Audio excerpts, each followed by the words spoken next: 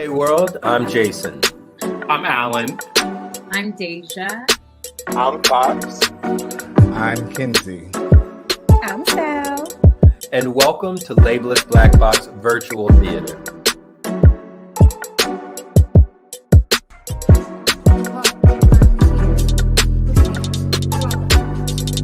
So y'all can talk freely about what's most important to us as Black people.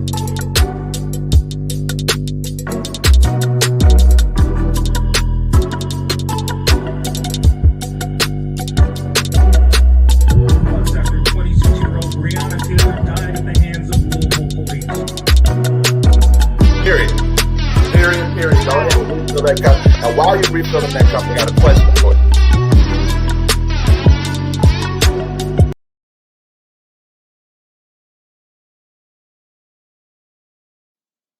Hello, I'm Labeless Black Box cast member Deja White, and welcome to the third installment of our virtual show as we celebrate and honor the cultural, political, and socioeconomic achievements of women. I'd like to address the attacks against Asian American communities and take a moment of silence to honor and show respect to the lives that have been lost in the Atlanta spa shootings, of which women have been especially and disproportionately affected. If you may, please bow your head.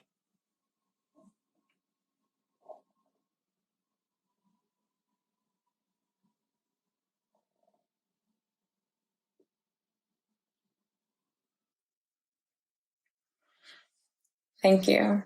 As we proceed, we honor women who hold the tales of history in the resonance of their voice, and of women of deep shade who move through life with stealth, often most of the stories of their life subsisting in the shadows. Today, we see you, we honor you, and we say thank you.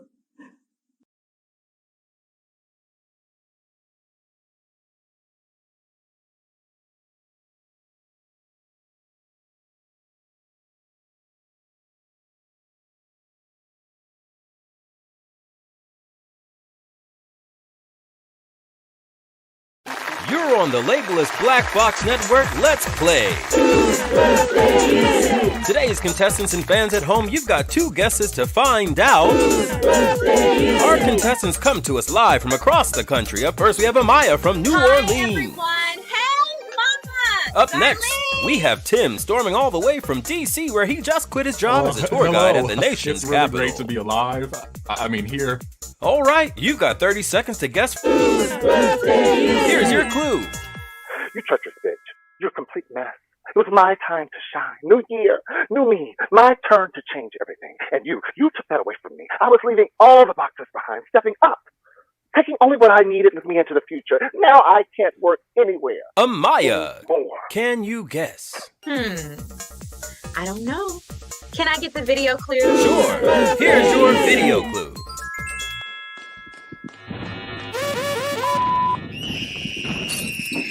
Amaya, what's your answer? I know. I got this one. Nene Lee. That's incorrect. Tim, it's on you. You've got one clue to guess. Sure. Here's your clue. Because of you, I can't pay my rent anymore. Because of you, I can't find a job. Because of you, now everywhere I go, I have to wear a mask. I don't even know how to be close to anyone anymore. Tim? Trump and the Republican Party? No. Looks like we don't have a winner on today's show. Let's ask our audience. The answer we were looking for is the pandemic. Thank you for playing.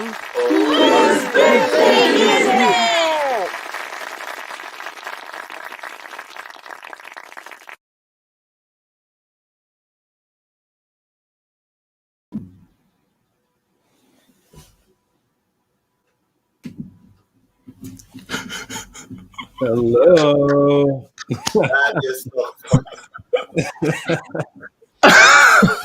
That was too much fun. Too much fun. How's everybody doing? Good. I'm good. I'm Good. Good. Everybody that's at home, do us a favor, shake it out with us because we're doing something a little different tonight. We are relaxing into it. We are thankful that we're in our third monthly show. Labeless Black Box Virtual Theater is a monthly festival of short films and short plays. And we get just get to explore our humanity without any limits, without any division, any type of fitting any frame. It's about being formless. So we're excited that we're here at our third show. And we've been doing very intense like presentation format. And we said we love the engagement so much from our last show. We doubled, right, Alan? We doubled our engagement. We doubled the people, the comments that were happening during the show, which was amazing. And so we said we want to make sure that we keep this open and accessible for everyone. So we're a little more relaxed. Alan still looks fly in his garb, of course, to be expected. But we just wanted to relax. And typically our format is that we do the show straight through for 30 minutes. And then we do a talk back afterwards. And we said, let's switch it up. Let's allow a little room to breathe. Some of you, the people that are commenting, which is so awesome. Hello, Allison. I just did a short film with Allison. She's such a talented boss woman. Actually, on International Women's Day, it was an honor to watch this woman just be a boss and run the whole set and still be ingenue in her work. Phenomenal. So that was really great. And thank you all for your comments. Please, during the show, feel free, write us, let us know. We're so happy you guys are enjoying everything. So just while we're on this one, before we go into the next one, how did you all feel at the beginning of the process, the script? Talk to us, talk to the people at home. I thought the script was hilarious. For me, that character Tim is one that I created for my social media. And I was like enacting myself as a Capital tour guide, and it was fun. I'm glad you allowed me to bring that character to this platform, and I appreciate you for thinking of me in that way. Yes. And also Allison says hi, everyone. Allison, if you need some other actors, it's a great crew here for productions, y'all. She's amazing, and her production crew is awesome too. I think what was funny is, the idea for the anniversary of the pandemic was coming up, and I'd done like a video spoof, but I was like, I didn't want to do like a script where just all of us, the original idea was like, yo, why don't we get everybody together? How we always say, hey, happy birthday. And we talk about how much the person means to us. So originally I sort of wanted all of us to just sit around and like flip it and be like, hey, you low down raggedy, person, you ruined my life. I have to be isolated. I can't date. And of course, we're talking about the pandemic. So this was a fun take for me. I enjoyed all of you and how you brought each of the characters to life. Deja, you were awesome. You were giving me excitement like anybody who wants their first time to be on a show. And shout out to your mom, who's been such an amazing supporter of us. So I love that we could get her into the script. So if you're watching, Miss Deja White, we've got love for you. I'm sorry, not Deja White. You're Deja White. Yeah. Right. And then Here I am. What'd you say? Thank you, Jeremy. Yes, there, Jeremy. I love it. Yes. And then Fox also, man. Fox, thanks for bringing the characters to life. So why don't we just go ahead and get started? I just wanted to make sure we gave some context to the people that typically watch this. I see some of you are joining us. If you're just joining, welcome to Labeless Black Box Virtual Theater. We typically do the first half all straight through like a program you see on television. We've got some ideas for that in the LBB network one day. But for right now, we just want to make sure we have room to breathe. So please comment. If you like something, write it down. Let us know. You can tweet at us. You can message us on YouTube or message us on Facebook. And we'd love to hear from you. So Alan, everybody, should we just go ahead and get to the next one? Let's go. Yes. Let's do it. All right. We'll see y'all in a moment. Awesome.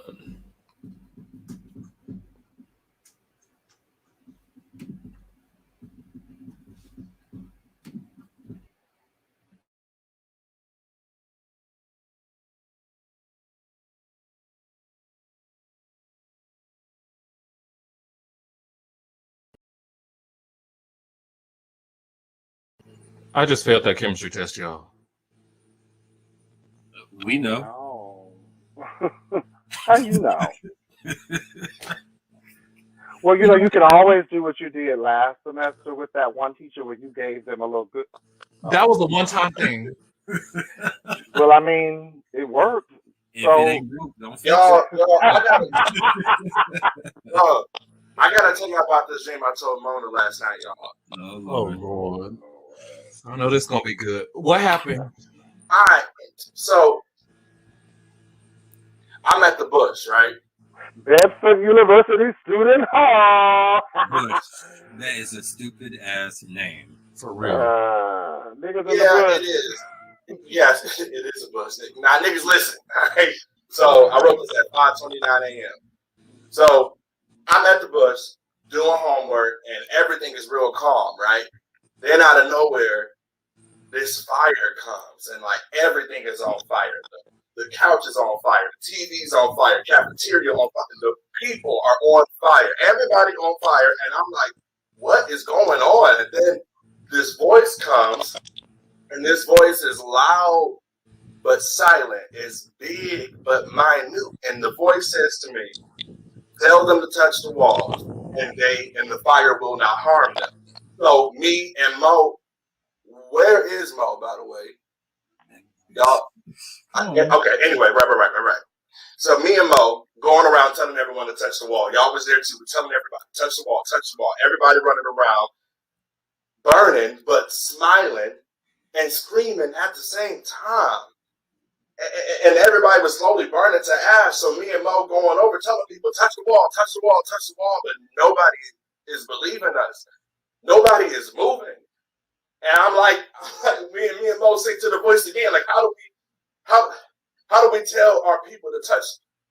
How do we tell our people to move if they don't want to move? And the voice is like, guide them to it. Physically guide them to the wall so that they may be safe and grounded. And we thinking that's crazy because they burn it. But anyway, we do what it say. We go over to the people. We guide them to the wall physically. And the fire slowly starts to go away. Although some people didn't touch the wall and they slowly burnt to ash. And the only thing left was their lips that were still smiling. And all the people who did touch the wall, they began to praise and dance, and then this water came and it washed everybody away, this big ass flood, and I'm just like, what?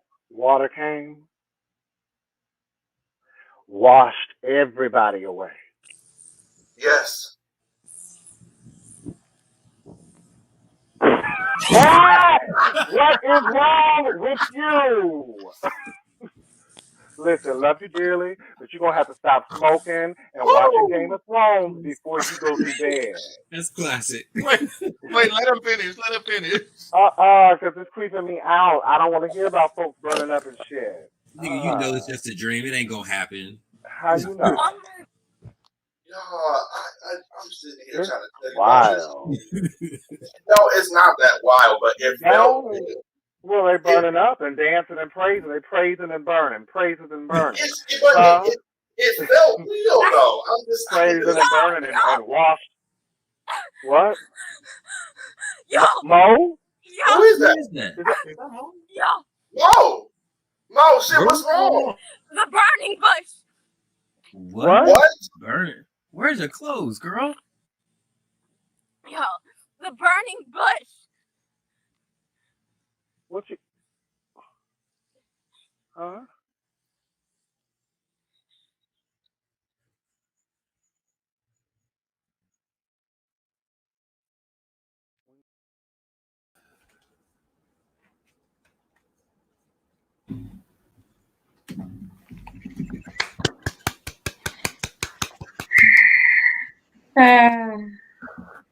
Ooh. Yes. Yes. There we go. Everyone that's watching at home, that's our other cast member. This is Kinsey James. Say hello to the people. Hey, I'm so sorry. I had some technical difficulties, but I'm here with everyone. Awesome. Talk to us, Fox. Yes. David's dream has been something that I've been thinking about for quite some time. I am a minister, but besides that, I am also Black man and an artist and also a gay man. So I'm very unique, very complex, and I like to make complex stories. And with the Bible being, all of the stereotypes that come with the Bible, I'm really just trying to change that narrative and just see how I can retell it in a different eye. And so that it started with having this story where there is a school called Bedford University, and there is a student hall called Bedford University Student Hall, and Mona, whose name is a mixture of Moses and Noah. Mona is like going through this whole experience, but little do we know is that I just told her this dream the night before.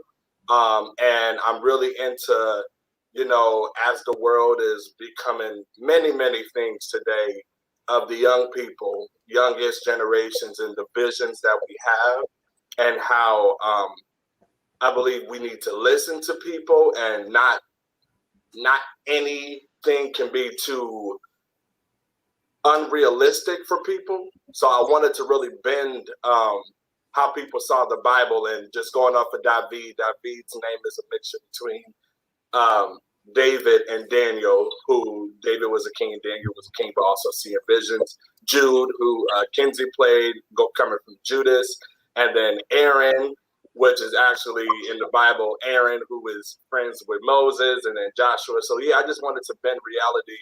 And I love people. I love seeing Black people in sci-fi and having Black people go through, all types of things. I love the sci-fi genre. So I wanted to play with that as well. But also, there's something to me about when I watch work, a lot of work that I tend to watch, I don't feel like I'm being heard, or that I'm seeing myself, or I'm hearing myself. And just the conversation, I'm really into like the conversation and the lingo between folks. And a lot of white people are out there trying to write for Black people, and you can tell, because I'm like, I don't know every Black person, but I know we don't talk, like something feels wrong. So I really am interested in hearing how Black people speak, quite like August Wilson, how he would listen to, go to the diners or whatnot and listen to people. I'm really interested to hear, how do we actually talk? We don't always talk. Black people are so many things. We're not a monolith, so I'm really interested in just breaking a lot of genres, but also blending them together. And yeah, that's how you got David's dream. Phenomenal. Thank you. That was great, bro. Great. That was very great. Very great. Love seeing your mind at work. And everyone, if you have not, if this is your first time with Labeless Black Box Virtual Theater, welcome. We appreciate you being here, spending your time with us and supporting our movement. Do make sure that you can go back and check out some of our other work. Fox wrote and starred in another great piece, Black Boy Joy, in our last show, February 25th. And an update for all of you, an exciting update.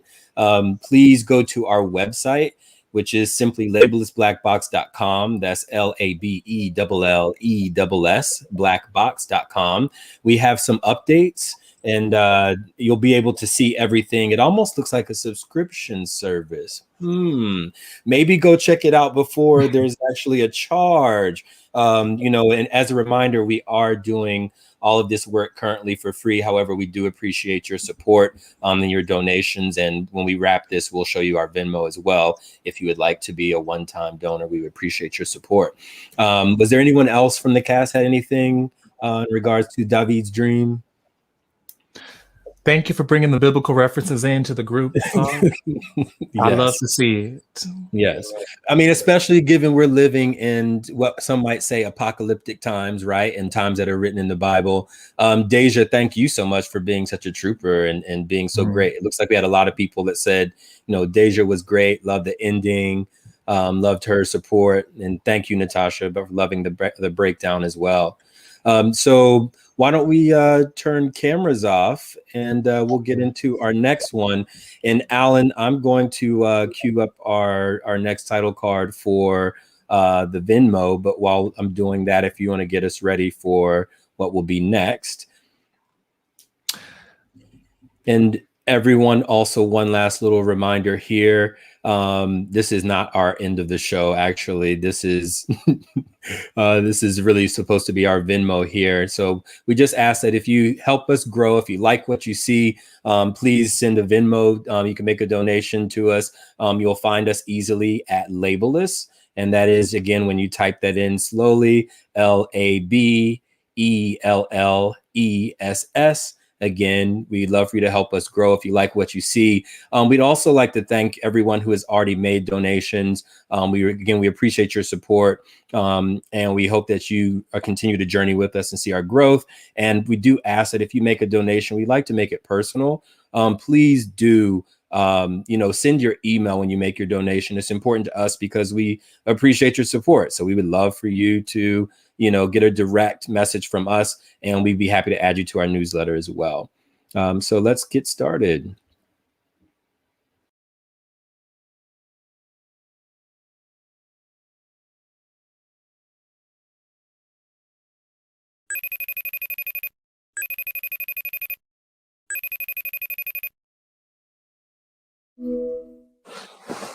Hey.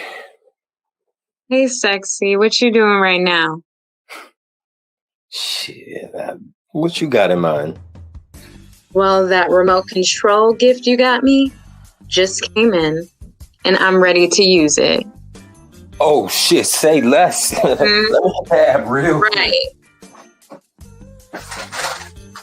Let me find that. Baby, faster. I'm ready. Yo, I'm coming.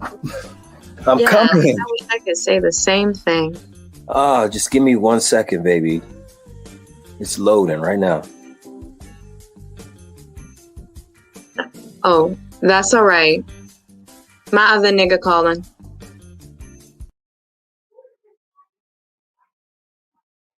What?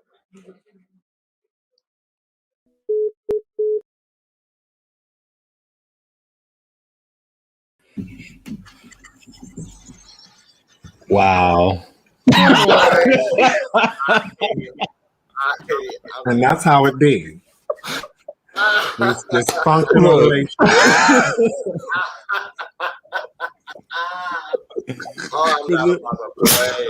For the people at home, I think it's important people get to go behind the scenes with us. Our process, real fast, is that at the beginning of each month, every cast member is required to submit 2 scripts, and then we select, and then we have 2.5 weeks to produce and keep it moving. So we've done a stage reading of all the scripts. We've done a review of the show to make sure everything's on point the way it needs to be for y'all.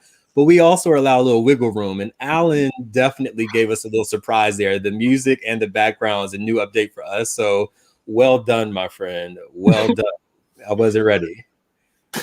Yes, thank y'all for being gay. Oh, that's my godmother, y'all. That's my godmother. Yes, godmother. Yes. But, thank you, Fletcher and Deja, for being game for performing this piece. FaceTime Date 2 is a sequel to the first iteration of FaceTime Date, in which Kinsey and Fox performed. So that was in our inaugural show in January. And so I hope that this continues to be a series on Labeless, and that you kind of see a different mix of folk dating and different scenarios that they're going through in each time. And hopefully people can relate to what happens in them. But thank y'all for being game to do it. And I hope it made you laugh and feel something.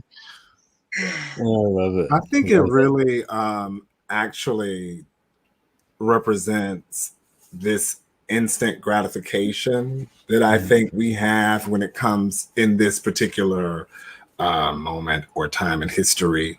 The instant gratification that we have when it comes to intimacy and the ways in which we're on to the next when we're not getting what we want.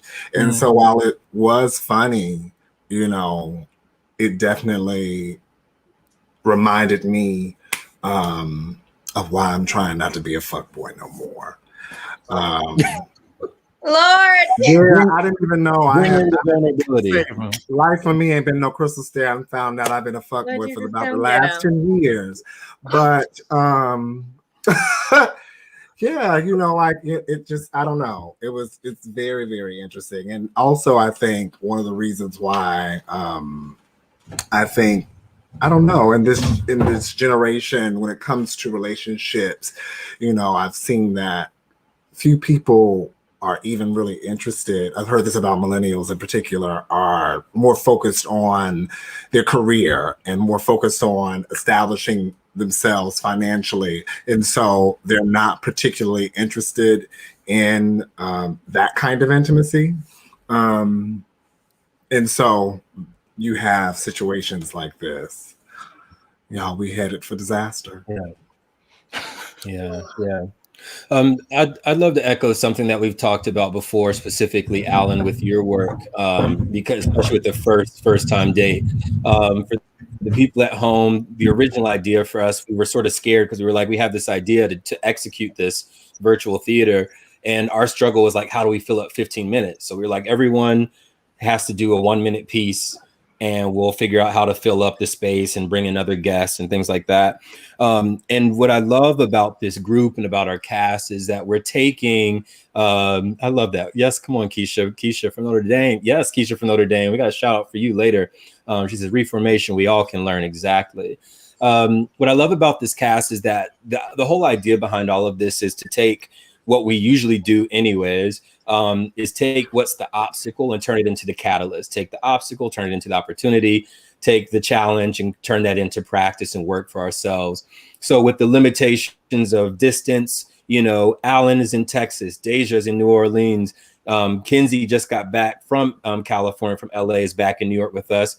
And then then Fox is in Irvine, California, correct, Fox? All right, sweet.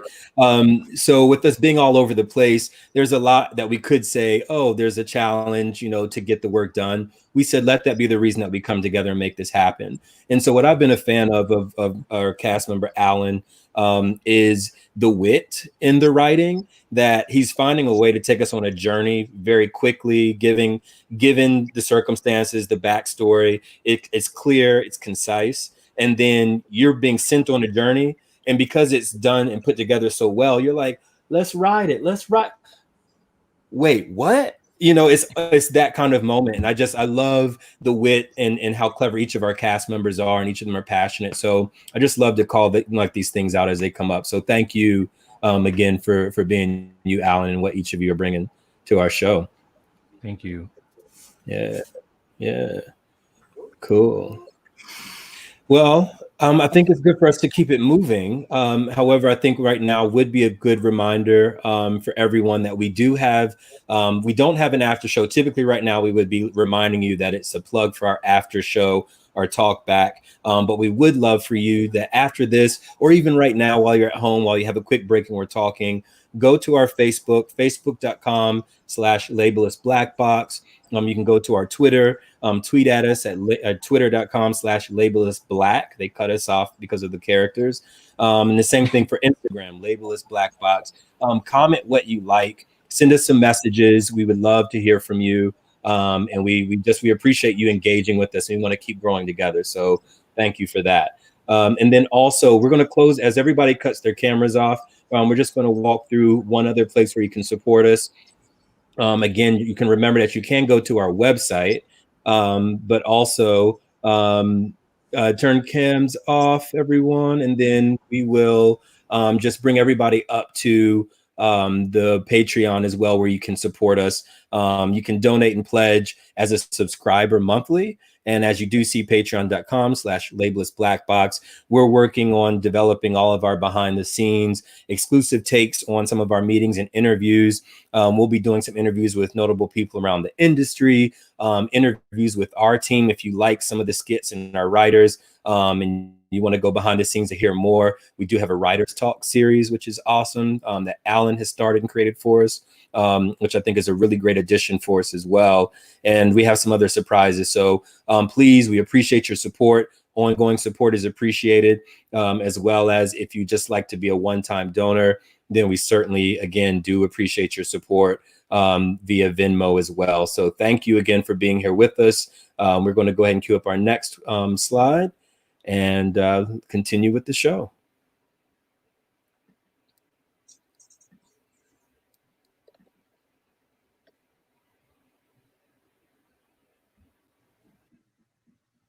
Hey, Hey,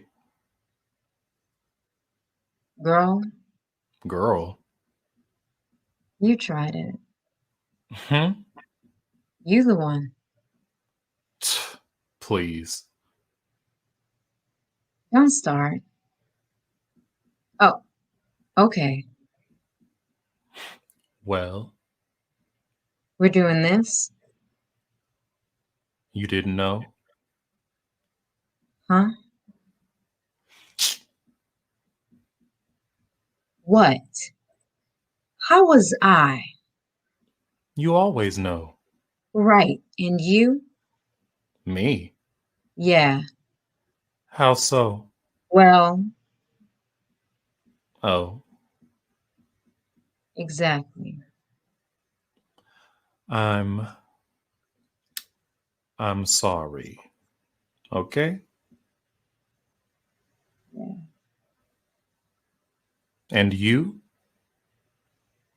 That's all. Wait, what about you? That's all. Thanks. Now hold on.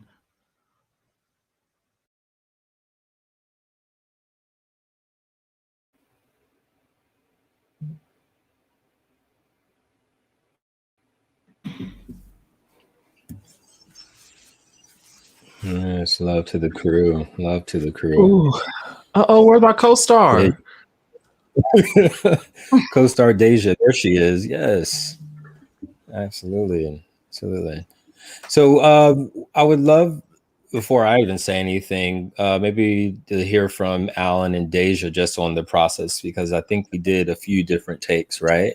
Maybe talk about either what the process might have been for you two. Deja, would you like to start? I and Alan. Yeah, we did take a few takes of this, and yeah, it felt good to strip it down and get to a very raw, basic, just exchange of emotion between two people, different places. I love the power dynamic between these two people. We can see how their relationship is even from this small snapshot. Yeah, I loved diving into these characters and the experience of feeling this woman and, her power and how she chooses to use it in this particular situation. What about you, Alan? Yeah, Was it for you? for me it was very interesting because like in my day-to-day life and like in my interactions with people, I'm not one typically to gaslight folk. And so playing that within this character was very fun, but also it gave me an entryway into that kind of mindset and toying with people's emotions in that way, and playing those mind games. And I've seen that dynamic in relationships between people, but being in it is a different thing.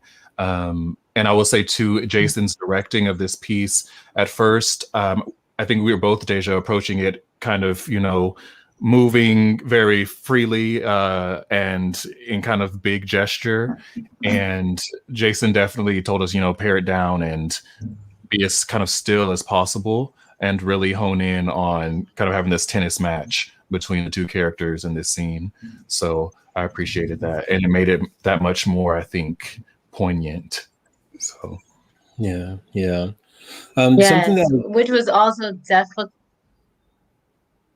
no, sorry. No, no, which go ahead. also was definitely uh, a difficulty, but a great one, especially after the entire process itself.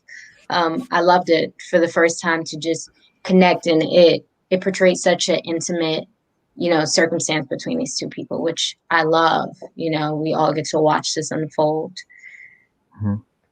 Yeah. I really loved. Sorry, Jeremy said, "Man, I see a relationship that was exhausted and also thought about distant couples. Zoom fatigue vibes too. Just tired. Yeah, no, for sure.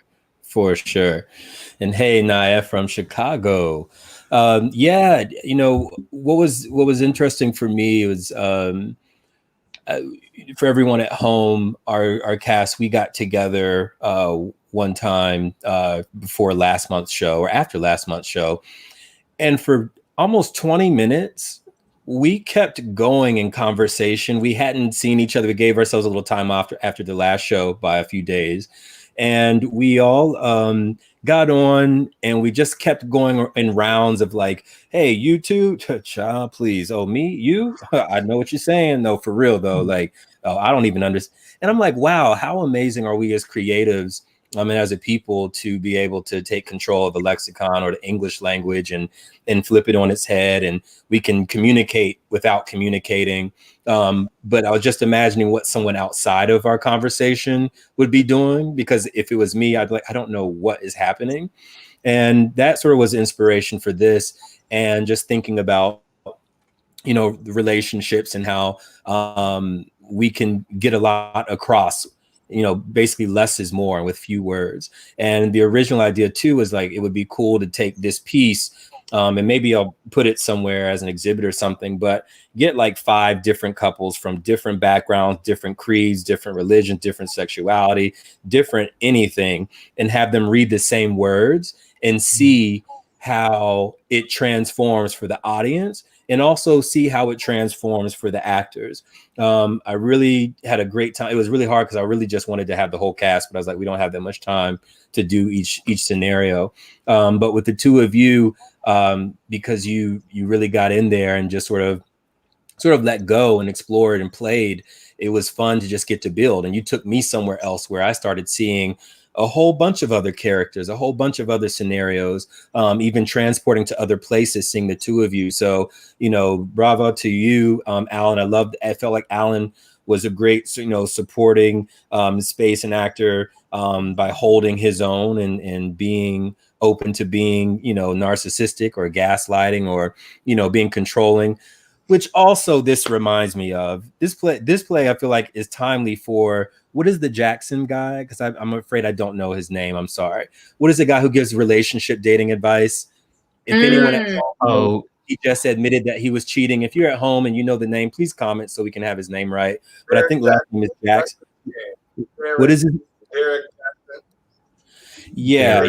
I mean, what was interesting was watching that interview. Looked so uncomfortable. He was holding her hands and he's like not wanting to let go, but it looks like they might have had some of this, or he might have had some of that energy going.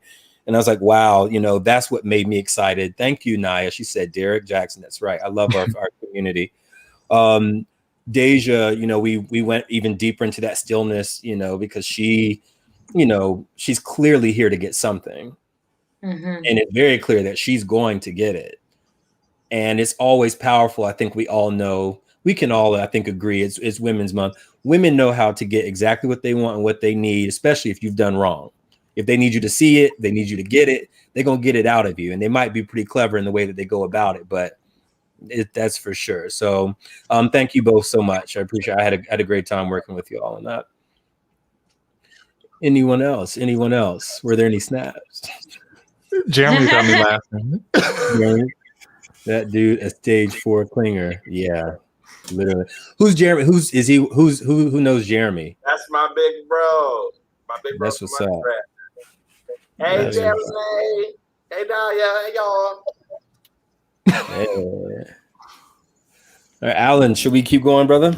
We should. All right. See y'all in a little bit.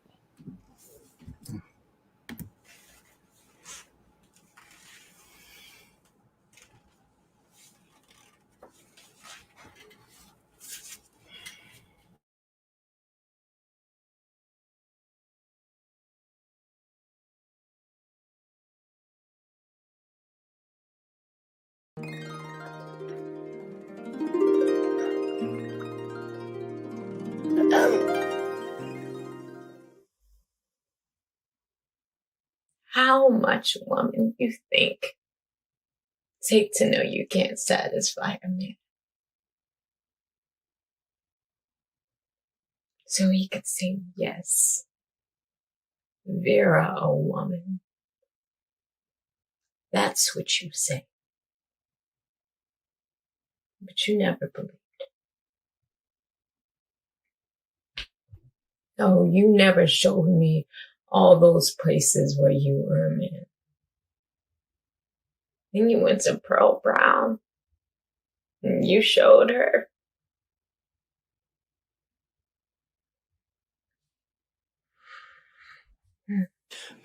Okay, great. Can we see you do that a little less accusatory this time? Yeah, and try not to be so forceful with it, you know. You're still a woman of a certain era with limited power. Right. It's the 1940s. You can't even vote yet. So you all will be in charge of the production. Yes, is there an issue? Oh, I'm sure it will be for whoever is cast, because this material seems very fresh to you all. Well, I might suggest a bit of Audre Lorde, or some bell hooks, or just calling on Ocean herself. Thank you. Niggas. When does Broadway reopen? This never happens on Broadway.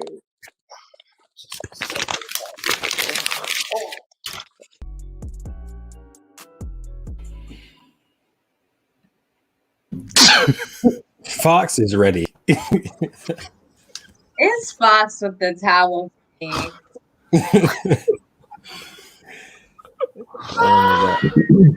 Wow. And the cat with Kinsey for sure. It's the cat, yes. Mm-hmm. Yeah. Bro, that was really fun just to be ridiculous. And I did not notice the internal monologue, like the live internal monologue. Like, that was really dope because that really do be happening. Yes.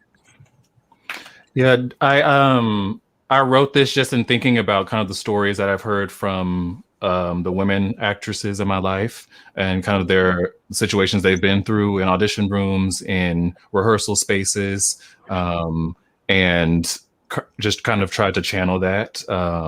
And Deja, I want to ask you, reading that script, if you were able to relate to any of it or any of those feelings of the character in, experiencing that kind of feedback from people, whether it be just kind of bizarre sometimes.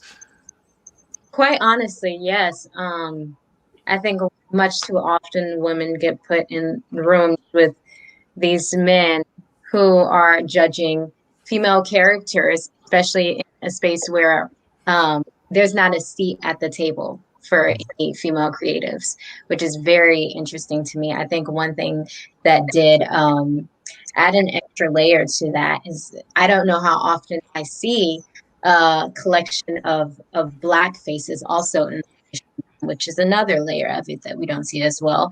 But then also that these gentlemen or these Black creatives who have gotten to a certain caliber, especially on Broadway or whatever, that they would respond in this way.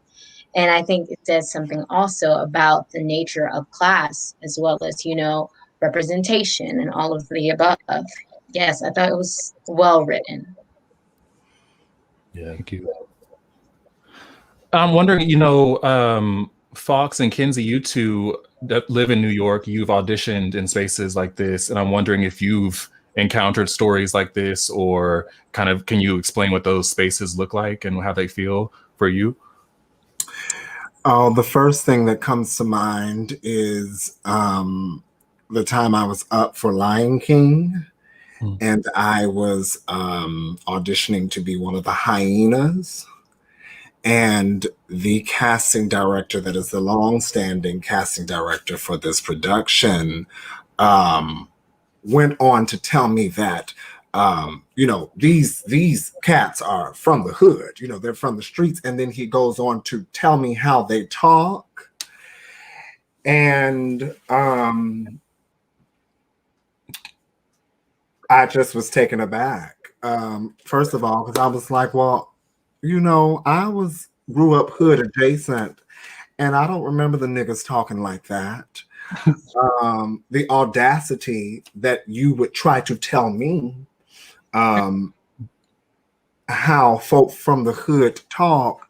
Sir, have you been to the hood? Do you go there in New York City?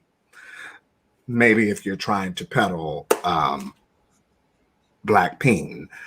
And for me, you know, it really was kind of the beginning of my decision to, you know, stop auditioning for commercial theater. And while that transition took some time, because I basically had worked my whole life, you know, to build a life that way, but my integrity would not allow me to work in an industry that I was clear was not only inherently racist, but also was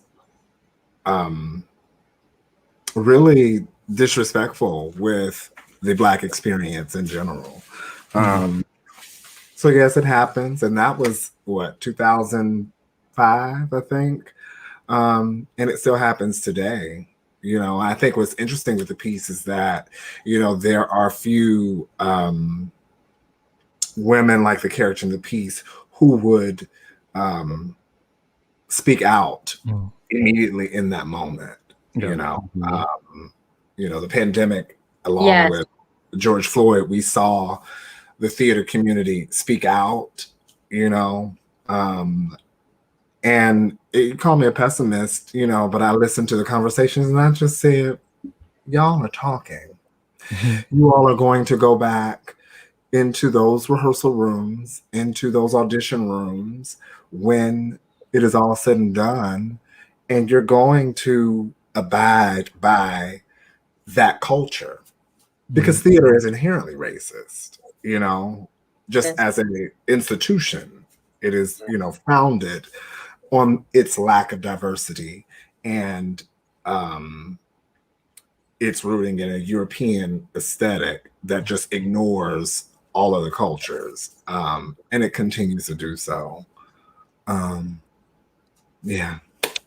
This is one of the many reasons we've had to create our own spaces, and one of the reasons we founded Labelist, and we are all here today to share our wonderful Black stories on this platform and to be creative and, you know, create with one another, because that's really, really important for us to have community amongst creatives and, you know, show the work that we actually want to see. So yeah, I'm always, I'd say this, I think every show, but always so grateful for you all just being here and, you know, spending this time amidst the pandemic. As we saw, and whose birthday is it? This is the anniversary. This month is the anniversary of lockdown. So, you know, for all of us to be here and in the midst of this, you know, in the midst of this trying time, to be creating and bringing life to something out of nothing, I think it's a testament to what we do as Black people, but a testament to you all's strength. I was going to say, it's definitely not created out of nothing. I mean, you know, when I used to teach, I used to say, you know, Black children are expressive. You know, when you get Black folk in a space, you got a choir, a band, a step team, and the acting troupe. You know, we are storytellers. That's what we do, you know. And so this space is very important, particularly because, you know, standard Black theater companies, most of the iconic ones, most of them are not, you know, they're no longer, they're defunct, you know. And so I think that it's going to be interesting, you know, if we so desire to see what we can do with this once the world does open back up, and how this might look in reality outside of the virtual. Yeah, absolutely. I also think that, thank you, Jeremy. I think we might have to start selecting like a VIP or like our fan favorite every show, because there's always one. Jeremy, you clearly are going to be the favorite for this one because, you know, he, first of all, he came back with Cat wins Best Supporting Pet category, which I was laughing at. And now, happy birthday, pandemic. Jeremy, we appreciate you and thank you for supporting, and thank you for supporting our brother Fox. We appreciate you for all of that. And, I would love to also, just because I'm thinking the name of this, Act Like a Lady, and thinking about what's happening in real time. We just saw Kevin Frazier did an interview with Sharon Osbourne trying to figure out her scenario with whether she supports or does not support racism or is an anti-racist, person in entertainment, in support of, her colleague who just walked off BBC. And I think it's important when I think about, Deja's character here speaking up, thinking about sort of the tradition of theater and in dance, in the professional dance world, and in all acts of entertainment. We're experiencing paradigm shifts. And it's so interesting to now be in a time where we see that there are people admitting that they wouldn't speak up for what was right in the past, or they wouldn't stand up for themselves because that's just the way things were.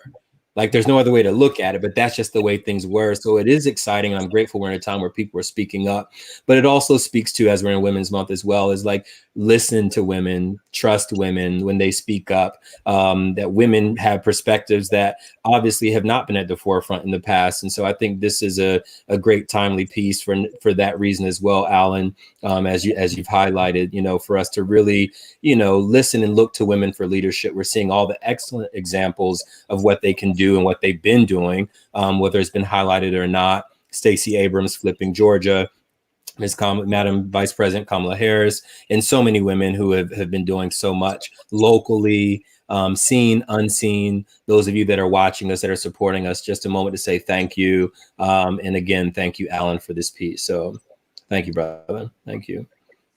Yes. I believe we got to close it out with a little party. Yeah. I think so. And before we do that, and thank you, Dave. Thank you so much. As we close off and actually everyone, make sure you stick around. Should we talk about homecoming before, or let's just wait till afterwards? We'll wait till afterwards. Everyone stick around because you're going to want to talk about this and listen to all the process of this. Trust me. Kinsey did a slam dunk with this one, and we appreciate you. So as we close off our windows, we'll do one last little talk about something. Again, just a reminder, because we know there are so many of you that want to support. Again, please, thank you for those that have already made donations tonight. Thank you so much. And some of you that have made donations already, please, again, just everyone submit your emails, because we'd like to personally thank you. Thank you all for your support. If it's just $5, if it's $20, we've been appreciative and surprised by all of the amounts, whether it's $1, $100, $50. You've all been so amazing how you showed out and shown your support.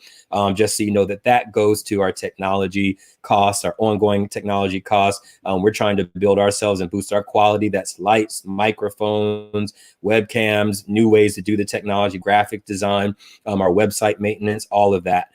So we appreciate your support. You can support at Venmo. Find us at Labelist. And if you'd like to be an ongoing subscriber and start getting access to behind the scenes content, again, you can go to our patreon.com/labelistblackbox. And of course, just make sure that you do check out our website, because we just updated it. We've gotten an upgrade, a facelift. We're trying to get better for you and with you. Labelistblackbox.com, exactly how it's spelled at the bottom under Patreon. Just add a .com afterwards and we'll be good to go.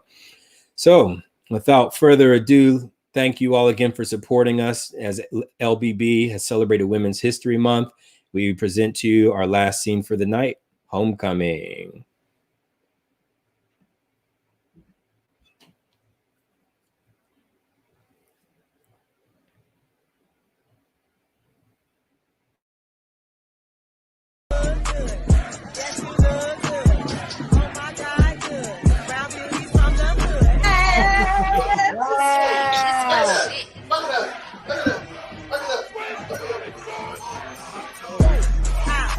That's how you were on that nigga. He walked away.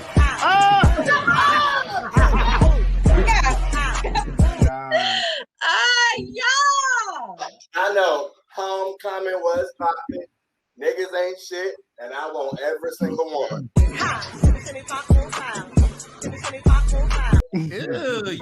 nasty, Reggie. But we gonna fight because I want every single one too, and I'm gonna get them. Seriously, they are totally toxic, but they make me uber horny. Nayron, my love, what the fuck does Uber mean? Cicely, how do you and Naran know each other? Oh, that's the homie from way back. Shut up. Naran, you're from College Point? Indeed, I am. Okay. I grew up in Wandered Fields. Is that why you're so uptight? Nah, that ain't why. His nuts can't breathe for them tight ass skinny pants. Reggie, the least you could do is leave my nuts out of your mouth. Oh my God. Anyway, no, my daddy was Ron's little league coach from what was it? All the way up to high school. That's family. Love your dad. He taught me a lot. Fucking amazing. He coached for River Drive High? You ain't know. Oh, I forgot you went to Livingston Academy. So your mom is Miss Beverly, who has the dance school on Main Street. Yep, the queen. Mama right. B, I love her too. You know her? Yeah. Yeah, I do. Shut up. How you know my mama? Your mother destroyed my family. My mama fucked your daddy. He said she had a fatty. And when she bent over, she said, fuck me, daddy. Your mama's a hoe. You didn't know your mama was a hoe. Shut up. Y'all always dragging.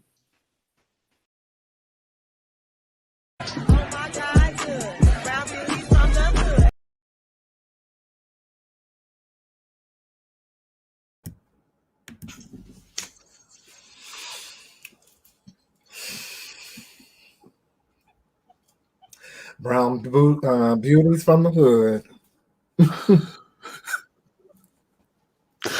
Every time I watch that, without fail, I scream when I hear Rock say, your mama's a hoe. Oh, she's a hoe. Oh, she's a hoe. Oh my God. She's a hoe. Oh my gosh. Thank you, Matt. Thank you, Maddie. Yes. Thank you, Keisha. Thank you, everyone. Oh my God. Well done. Well done, Kinsey. Well done, man. Well done. Yeah, I feel like the energy from this, it was so awesome doing our cast sort of site, our cast show viewing, and our little private show viewing party. And I feel like we're finding something. We're finding our way. I think that we're finding our way with our labelist community and the ways that we look forward to entertaining them with some series, some specific segments that are ongoing. And so just, this really, Kinsey, the editing, awesome, man. Way to go. Way to go. Thank you. Way to go. Yeah, this one was really fun. It was inspired by a conversation that I had with a high school friend. I think it was like a couple days before we actually were to submit scripts. And she told me a similar story, basically. It's so random. She was in New York, or she lives in New York, and Goody Mob was having a concert at, I think, like the Nokia Theater or something like that. And if you all are not familiar with Goody Mob, I'm from Atlanta, Georgia originally.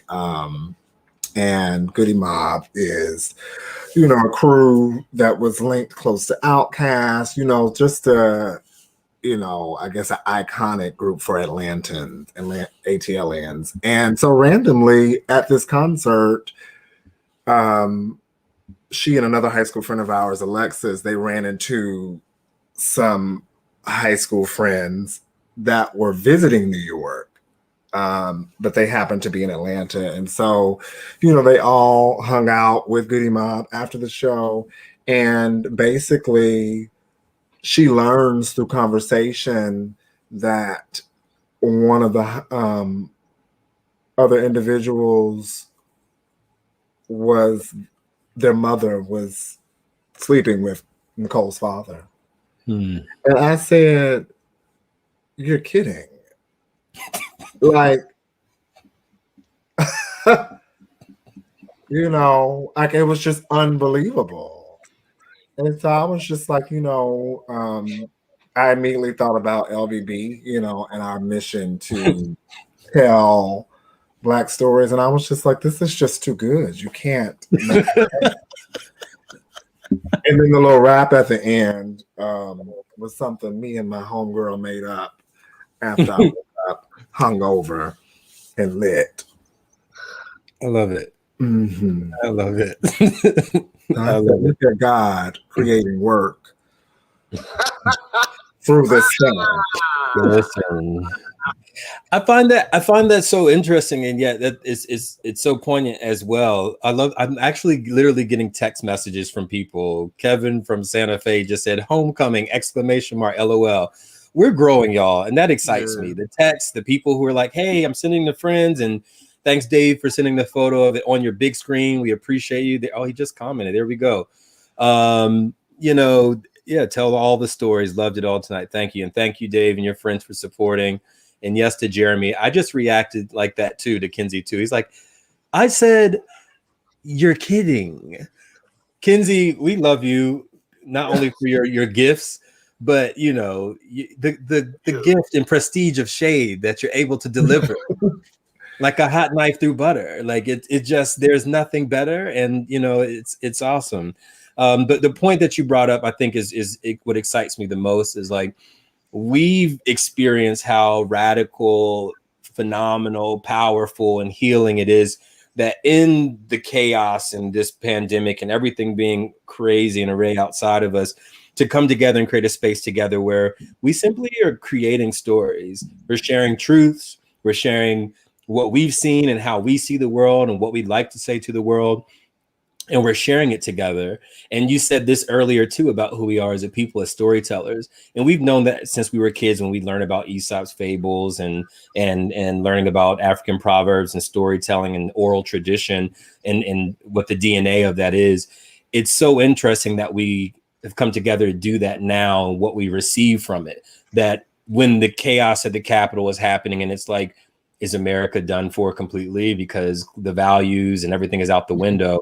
But in that moment, we still carved out space for ourselves to support each other, to imagine and dream and transport ourselves somewhere else and receive healing from that, receive community and connection from that, offer support to each other through our work. That's so powerful. And I just love that we're getting to that place where each of us, we're out in the world and we're like, ooh, LBB. Ooh, that's an LBB moment. I love that that's happening and that we keep doing that. And I'd love for our community to continue to see that. And I'd love to, our community, y'all can write us too and let us know. Like, hey, we've got a story. We'd love to see y'all. Maybe y'all could share for us or drum up for us. Just wanted to echo that. And thank you for your words, Kinsey. Thank you. Yeah. It ain't nothing but God. and homecoming. And what else? And red cups and marching band and liquor. Kenyatta, if Kenyatta's at home, I was supposed to go to FAMU originally, and my goal is going to be a drum major because we did that in high school and we loved it. So I love seeing you put that in there, and that was good. And having SOS playing, that was amazing. Well. Is there anyone else on homecoming? I mean, that one we all had good reactions to that. Like Kenzie is like the thing is like Kenzie's writing like he just has this way of like holding your head, but like giving you a V8. You know what I'm saying? Like he has a way of being like, I'm gonna guide you, but I'm gonna wake you up. You know what I'm saying? And just like a little bit of what I was saying earlier, I love hearing how we speak, how we talk, and just like before we did every take, Kenzie knew the type of energy that was needed and knew how to get us in that space and was playing music and I don't know, that for me, just being with the LBB team, because I've only met Alan in person. You know what I'm saying? Like we are growing in our relationships of knowing each other as we are growing every month. So I think that was a moment for me to, that one rehearsal when you're doing a stage play or whatever, and that rehearsal was a good rehearsal. It's like good vibes. You're doing good work. It's funny. You know what I'm saying? Like things click, and I feel like in terms of the company as a whole, that was a day in which I really got to click with y'all and really got to like have fun. Not that we don't have fun, but not in this way. You know, where like we brought black. You know what I'm saying? And I'm tired of watching TV. There's room for everything, but I'm tired of watching TV and not seeing me or hearing us. You know what I'm saying? So it's really important for me to, and it's not in a, I'm going to just tell you everything, I'm going to just show everything to you. No, it's slight and subtle and seems easy, which makes it harder. You know what I'm saying? Because you could just make the whole thing dramatic and just be about them meeting. You could just make the whole thing a farce, but it's not. It's so many things put into one, but also a love letter to like the culture as well, you know, with all the schools. And it's just beautiful that we all went to college. Like, that's like, you know, like that's huge. So. I really appreciate those words, Fox. You know, I feel like a broken record, but 2020 illuminated so much for me. I have always known that my Black experience was the standard. And so, you know, kind of tying it back to that conversation about Lion King, another reason why I couldn't move forward with that particular industry at that time was because I was like, when I go see these shows, I don't see authenticity. I don't see nuance. I see Black stories trying to assimilate or replicate some sort of whiteness or white gaze. And I mean, I'm dramatic, but I'm like, that is incredibly offensive. You know, it is incredibly offensive. And I do think that we are so colorful. You know, if you notice in this particular piece, you know, you got the more urban hood side, and then you have the aloof side, and we all come together. You know, I hear this, we are not a monolith all the time. And when I hear that, it almost feels like it's trying to convince, you know, someone or the individual, because you can walk down the street and see that we are not the same. We all have different experiences. We all, you know, and I'm thinking about this crazy conversation I had earlier today. We all value Blackness in different ways, you know?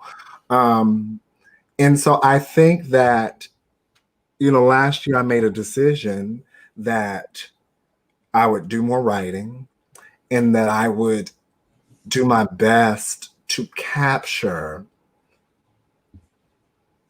the things that I hear, the things that I recall back, the things that I heard on the bus when I lived in Brooklyn, the ratchet shit I experienced in the Bronx. Don't nobody ever go to the Bronx. You know, even my time in LA, and to capture all of these different things, you know. Alan and I have these conversations all the time. This is why I get so upset when these British folk come in here and they want to play Martin Luther King and Fred Hampton and Aretha Franklin, and you sounding like an alien, you know? And I'm like, so what you're saying to me is that my experience is not important enough to be researched and to be developed in this very unique way, Right. you know? And I'm like, it's unacceptable, you know? So we can have all these things and we don't have to have, you know, some big lady singing gospel, you know, with some tired script and some man dressed up as a woman, you know, because, and you know, he has created a formula that has galvanized the people, you know, not particularly in a productive way, you know. So I'm saying that to say that it can have its space, but we can have, you know, Black stories that really allow us to think, but are true representations of who and what we are, because it's so vast and so big, and it has barely been scratched on the surface. Yeah. And Kenzie, too, I was going to say what you capture so beautifully in your writing, I believe, too, is the humor that exists amongst us as people and the ways we make humor out of those moments that are bizarre or very painful or traumatic for us. Like, right, uncomfortable. Yes, it's so natural for us. Like, we have to improv in that moment and create joy out of things that otherwise It's in our DNA. We've been doing it since we, you know, reached this land. We've been laughing to keep from crying. We've been telling your mama jokes, you know, when we get bored in the playground field, you know, and we still here. I'm, you know, almost 40 years old, Lord have mercy. You know, still perfecting, you know, my humor, because you're not gonna get me. You're not gonna catch me out here slipping. Okay. I love it. You know, what I will say that what I love about this is, you know, we're doing the work that we're supposed to be doing, because it's a voice and it's a perspective that's not oftentimes echoed, for fear of repercussion, for fear of being blacklisted, for fear of not being booked, for whatever it is. But as we've noticed and we've noted, you know, paradigm shifts are happening, you know, rather quickly, and now people are starting to wake up that, you know, speaking up and speaking up for what you believe in and your experiences and the truth of those experiences should not be based on whether it's popular or not, based on whether it'll get you more jobs or not. And I know that I think we've all probably been on both sides of this conversation. I will say that I appreciate you bringing all of this up, because it's vital, because it is part of the conversation, just period. And even as I've struggled trying to navigate between, you know, the work and getting the work and the people who are booking the work, and should I be focused on just trying to get the role, but if it doesn't sit right with my spirit, it doesn't sit right with me, or I don't feel it's the right, you know, representation. How are we all navigating whether to even go for the work, or if this is the right agent or the right team? But what I will say also is that what I've learned from the journey is I agree with everything that you said, to a point, Kenzie. And then I've also recognized that if I want to be a certain type of artist, I recognize sort of, you know, not necessarily a judgment in front of any type of work, whether it's a good or a bad, or whether it's supporting our community or not. But I've also just recognized the existence of it, that it's required. You know, we can't get where we need to go if we don't have the Tyler Perry and that work, or if we don't have the Todrick Hall breaking, you know, barriers in the way that he is, or RuPaul breaking barriers in the way that RuPaul is, or you know, if it is a Viola Davis. You know, it's sort of recognizing that all of us are part of the conversation, are certainly necessary, and it just makes me grateful to have someone like you on the cast, who not only sees the truth but speaks the truth, and not only sees the truth and speaks the truth but acts on the truth, and not only sees and speaks and acts but also implements through the process. And you give us permission to more boldly go out into the audition rooms or create our own work and affirm ourselves, because we do live in a world that doesn't affirm us. We go to auditions that don't affirm us. We see shows, and I've seen tons of Broadway that doesn't affirm us. And it tends to be that we are forced to walk away with the quiet voice of like, well, you know, was I entertained? Did I see a piece of myself there? And a lot of times I know that actors and performers of color, we walk away saying, well, we don't see us, we don't share in these moments, but we need the work. So we have to keep that quietly to ourselves. So just want to acknowledge it. I appreciate the fire and the spirit of who you are and what you bring to us at Labelist and to our Labelist community.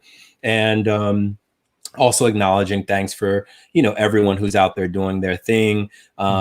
You know, we're not saying that you all are not aware of these plights and these issues, but we're here to share and amplifying the voices of the work that we like to see done, and with equity, with equality, and with a sense of ethics as well. So thank you, and thank you all who are watching at home as well. Yeah, I would like to answer Keisha Brown's. It just went away. Keisha Brown's question. She's from Notre Dame, by the way. Ni hao. Powerful sister, ambassador, doing so much work with China overseas and back again. I know that her name in Chinese is Busheshe, but you know, go ahead, talk to Keisha. Oh, that's cute. In our respective spheres and careers, we must continue to, how do we recalibrate or shift the standard? What can each of us do? I think that it is quite simple. Realizing and understanding that we are the standard. And I know that that's easier said than done. I'm learning that that is quite a challenge for some folk. But, you know, I have to just tell this story. I met this homeless young man earlier this evening. And, you know, I learned that because he is in this situation, he has found, he's taken the neutral stance on everything. And, you know, talked about trying to lead with love and energy. But I told him that because you're taking that stance of neutrality, what you're really doing is being weak. Because you don't have the courage to have an opinion, to state your opinion. And I believe, you know, I believed in conversation. I believe he has an opinion about things, but to avoid conflict or to avoid, you know, dissension, he wants to remain neutral. But, you know, we got in conversation about, you know, desire, or race, and then also race, you know, and I told him, I was like, you know, it seems as if, you know, you are very neutral when it comes to whiteness, but when it comes to Black existence, embodiment, you know, or my desire and politicalness in, you know, wanting to see Black love, wanting to experience Black love with another Black man, you have a lot to say. You know, that is when you show an opinion.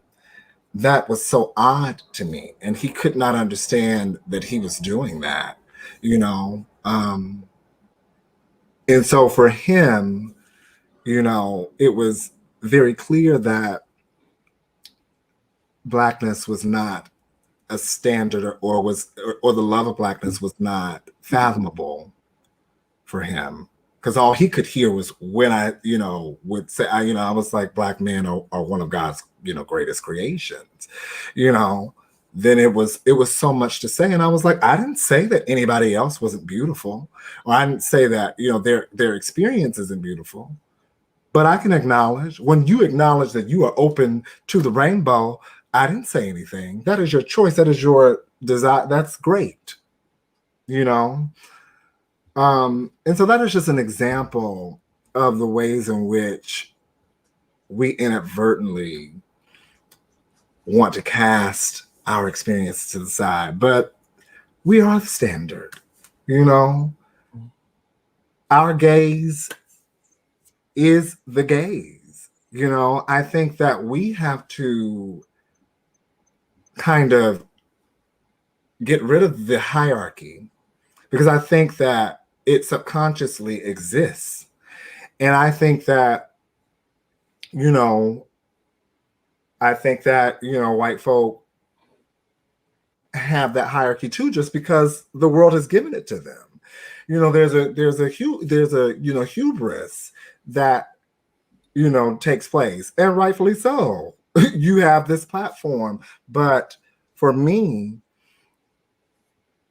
I know the subtle ways to let folk know that I am the highest one on this block, you know, or I don't, you know, there's no one around me that I'm going to step aside for, you know, and not in a rude way, but I think that we have to really understand that our experience in all of it, because it is a colorful experience.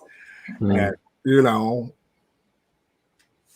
I'll just leave it at that. I was going to say something real crazy, but it is a colorful experience, but all of it is beautiful. All of it is what it is. All of it is a result of what life has given us. And I think that, you know, it is important to appreciate it, you know, to understand. It helps me understand the world, you know. That's what I think, you know, really is probably the most valuable thing. It helps me understand others, you know. But yeah, we are the standard, you know. That takes courage. It takes courage, you know, and we have to work on that. That's awesome. I'm going to say two things. One, I won't say, but I did have a friend who just wrote, OMG, he just opened my mind to my neutrality in so many ways, and it manifests itself in different ways.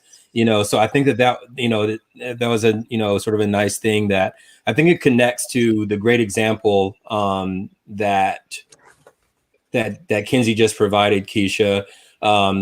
Some more color on Labelist.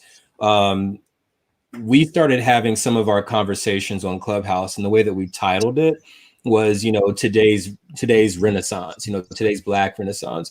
And it was also just the note of, I think, reflecting, you know, what Kinsey is mentioning completely and directly, that, you know, we tend to separate ourselves from and just use Black History Month to connect with our ancestors, right? And we're like, oh yeah, there was James Baldwin, and there was Langston Hughes, and Duke Ellington, and Josephine Baker, and Diane Carey. You know, we can go back to all of our people we always separate. But I think where we find ourselves with this pandemic, and even historically, they always say where there's chaos, there's opportunity. And not that we have any interest in some type of capitalistic, you know, approach here, but there's chaos that's happening right now, which means really it's a roll call for those of us to step up, and a roll call for those of us to help shift paradigms. And I think that's something that we're doing here with Labelist Black Box, with our entire cast, and Sally Hines, who started the journey with us, who's not here tonight. And instead of us looking to other people as heroes to be our heroes, this pandemic is giving us an opportunity that while we're in our room, sitting with our past traumas, our judgments, our things we've overlooked, things we're not facing, what's also sitting in the room with us is the roll call. And I think that roll call, or that call out for us to step up and, you know, what are the changes we've been looking out outside of ourselves or validation? What are the changes we've been looking out in the world to make better for us? Here's an opportunity for us to step up and do that. So I think one of those ways, thinking about, you know, Keisha, you clearly have been an example of being a trailblazer, you know, and you're doing this work. It's very obvious. I think it's just looking to yourself and just acknowledging that you are recalibrating and shifting the standard. And I can tell our cast, she's certainly recalibrating and shifting the standard with the visibility of just her Blackness and her Black body and her leadership and her brilliance and her intelligence and her experiences. Because guess what, fam? She's actually from Atlanta, from Georgia as well, from the South. So her shifting and bringing her presence to Notre Dame and bringing her presence across the U.S. and bringing her presence to China, like, fam, sister speaks fluently, you know, translating, doing all these things.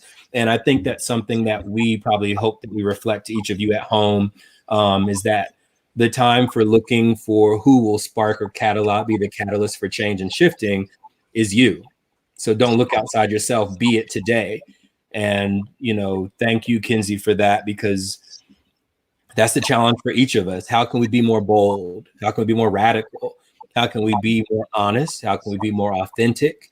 I've shared personally with our cast and our labelist community, my hope is that with this work and through our cast and through our world, that I can be exposed by the work and I can be empowered by the work.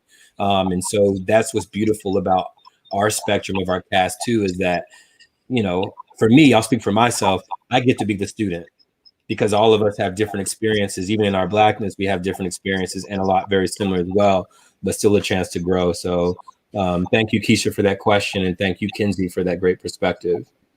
Absolutely. You also get to be a mentor too, because I think that, you know, another part of it is also bringing others up with us. You know, we can't settle, you know, for tokenness. You know, we have to bring each other on. You know, that's been particularly important to me as it relates to gay Black men, partly because, you know, my experience, I always wanted, you know, this gay fairy godfather, you know, and I found it in books like Elin Harris's novels and, you know, seedy ones from the internet. You know, but there's nothing like relationship and brotherhood. And that's always been very important to me, particularly because the gays are a mess. But, you know, I've always established relationships with young gay men, you know, to inspire them and also just to tell them that, you know, you can be and exist in the way that you want to. You don't have to follow these molds, and you can be great and also be Black and queer and stand in it. Yeah, so I think that is very, very important. Bernard said, hello, Deja. She just waved. She said, hey. And Keisha said, our gaze is the gaze. Is powerful. It's the gaze. It is. Yeah. It is. I think that's a beautiful way to close out this conversation. Our gaze is the gaze. It's the gaze. And we carry that with us. Fletch. Is that how it's supposed to be? Is it intense or is it smile with the eyes or what? You know, yeah, let us know. Labelist community, thank you all so much. Y'all are phenomenal. The way that y'all show out for us, being on here, sending your comments, sending your Venmos to support the work that we do for free right now, just to create and support and tell stories and support others during the pandemic. We appreciate you. Thank you for our new subscribers. Thank you for visiting our website, labelistblackbox.com. Again, Labelist, LABELLESS, blackbox.com. We appreciate you. Thank you for your support. Please go back and engage with us on our social media platforms, on Instagram, on Facebook. We've been doing some homework to learn how we can do and be better. So we'll have more content up for you as well. Thank you, Maddie. Love y'all's energy. Thank you for sharing your with us. Yes, Maddie. Thank you, Maddie. Thank you. So I got a text that says stop with the eyes. Just to make sure y'all yeah, absolutely. Thank you all so much. And don't forget, we'll be back end of next month as well. So we'll follow up with you and we'll text you, we'll message you, Facebook, Instagram, we'll tweet at you. And yes, and Jeremy is the VIP. Great work. Sing happy birthday to the pandemic. But there's no boo-boo icon like the last one. That was really Oh, funny. that's true. That's true. Happy birthday to the pandemic. That's Happy right. birthday to Yes. I'll have to say it was a powerful year for me. So I'll give it honor. Yeah, I'll give it honor. Yeah. Life changing. For sure. Yes, Kinsey, I'll receive that. Yeah. I mean, you know, and it's sad because I was like, it's people running around not receiving these gems and jewels that God is asking us to sit still and take in. And that's why I said we headed for disaster. Not all of us. Not all of Not us. all of us. I don't receive that. Glory to God. Yes. I would like to send full recovery wishes to some of my cast members. Some of us have got the first vaccine and are recovering. So please, we are tired. Hydrate. Please pray for us. Yeah. Hopefully, you know, we don't turn it. Never mind. I was about to say, y'all need to really don't stay in prayer. discourage him. My arm is we still gotta encourage the community to go out, get vaccinated, stay safe, but also stay hydrated and eat and know how to sleep because we are tired. Very tired. That part. Yes. All right. Happy birthday to the pandemic. Happy birthday to all the pandemic survivors out there. Artists, we love you. Thank you for surviving. Thank you all for your support. Please support Labeless Black Box Virtual Theater. We have a lot of great things in store. We're only going to keep getting better and growing with you. Share, send to your friends and family. We love you. Thank you. Thank you, cast. Y'all are phenomenal. Yeah. Happy Women's History Month. Yes. Shout out to Deja, because Deja killed every scene today. Yes, absolutely. Yeah. And to our cast member, Sally, who's not able to join us. Shout out to her as well. Absolutely. Happy Women's Day and Women's Month. All right. Good night. Good night. Goodbye.